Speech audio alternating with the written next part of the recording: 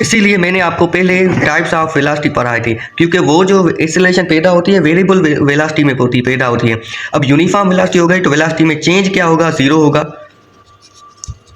अगर change zero हो जाएगा तो एक्सेलरेशन क्या हो जाएगी, जीरो हो जाएगी, क्योंकि एक्सेलरेशन की डेफिनेशन ही यही थी कि rate of change of velocity. अगर वेलोसिटी में चेंज ही जीरो है तो एक्सेलरेशन क्या हो जाएगी, जीरो हो जाएगी।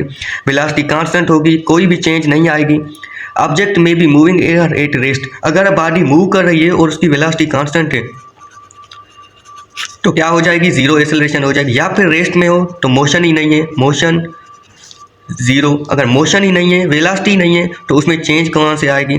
तो इस तरीके से ये भी क्या हो जाएगी, यहाँ पे जीरो हो जाएगी।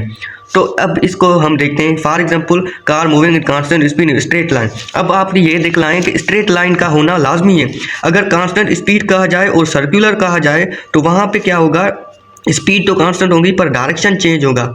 ये मैं पॉइंट कितनी मरतबा आपको समझा चुका हूँ। डायरेक्शन चेंजेस होगा तब भी हमारे पास क्या होगी, एक्सेलरेशन प्रोड्यूस होगी, एक्सेलरेशन प्रोड्यूस, समझ गए।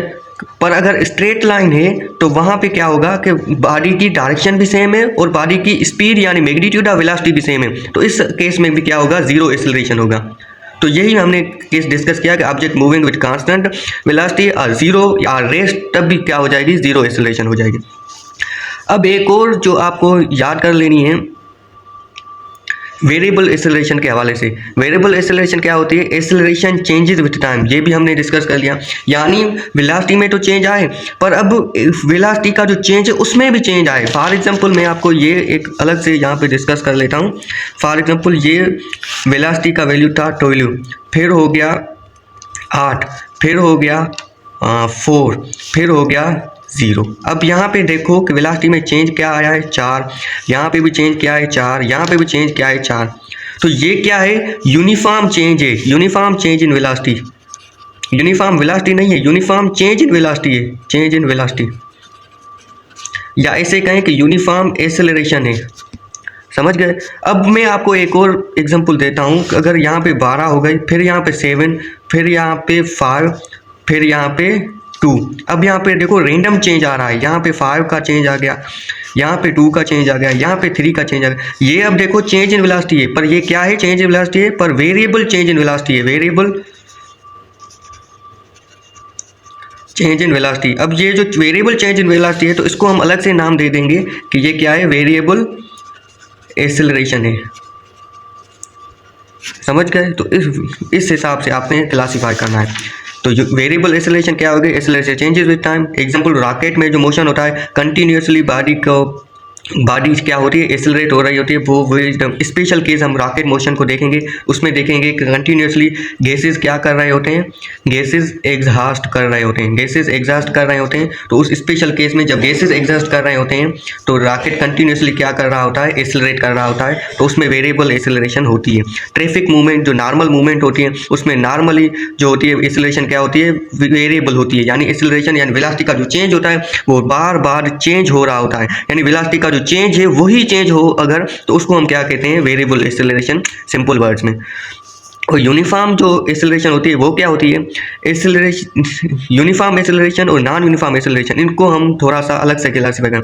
अब यूनिफॉर्म एक्सेलरेशन में क्या होता है कि यूनिफॉर्म एक्सेलरेशन में एक्सेलरेशन क्या होगी, कांस्टेंट होगी। यानी चेंज इन वेलोसिटी क्या होगा, कांस्टेंट होगा। Change in velocity, change in velocity क्या होगा, कांस्टेंट होगा। और इसी में हम यूनिफॉर्म एक्सेलरेशन जब होती है, यानी वेलोसिटी में तो चेंज आ रही होती है पर वो चेंज ही यूनिफॉर्म हो अगर, तो उसमें क्या होता है कि इक्वेशन ऑफ मोशन क्या हो जाती है, वैलिड हो जाती है। यानी उसमें हम इक्वेशंस ऑफ मोशन जो हम तीनों इक्वेशंस बाद में देखेंगे आने वाले टॉपिक्स में, वो वैलिड होती हैं। तो ये एक अलग से टिप फिर समझ लो, एमसीक्यू समझ लो कि यूनिफॉर्म एक्सेलरेशन में ही just equation of motion valid होती है।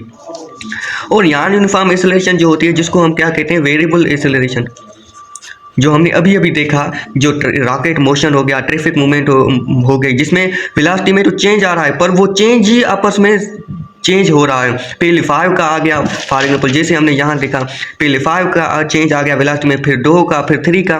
तो इस तरीके से वेलोसिटी में भी अगर मुख्तलिफ तरीके से चेंजिंग आ रही है तो उनको हम कहते हैं वेरिएबल एक्सेलरेशन या non uniform acceleration.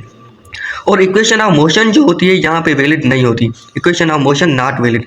Equation of motion इसमें नहीं वैलिड होती, क्योंकि इक्वेशन ऑफ मोशन किस चीज़ में वैलिड होती है? अगर एक्सेलरेशन कांस्टेंट हो, अगर वेलोसिटी का चेंज जो हो रहा है वो सेम तरीके से हो, वो कांस्टेंट हो, तो इस तरीके से हम उसको लेते हैं। तो ये था आज का हमारा लेक्चर, जिसमें हमने एक्सेलरेशन के टाइप्स को अच्छे तरीके से समझने की कोशिश की। और फिर हम नेक्स्ट लेक्चर में देखेंगे कि इंडिकेट की स्ट्रेटजी क्या होनी चाहिए, कि हमें टीच करना चाहिए कि कहाँ पे किस चीज़ पे क्या कौन सा फार्मूला यूज़ करना है। मुख्तलिफ एक्सेलरेशन के भी फार्मूलेज जो होते हैं, जो हम एक्सेलरेशन में फाइंड कर सकते हैं, इक्वेशन ऑफ मोशन को कैसे यूज़ करें, उसके ऊपर थोड़ी सी डिस्कस करेंगे। तो ये काफ़ी दिनों के बाद वीडियो हमारा जो है अपलोड हो रहा है।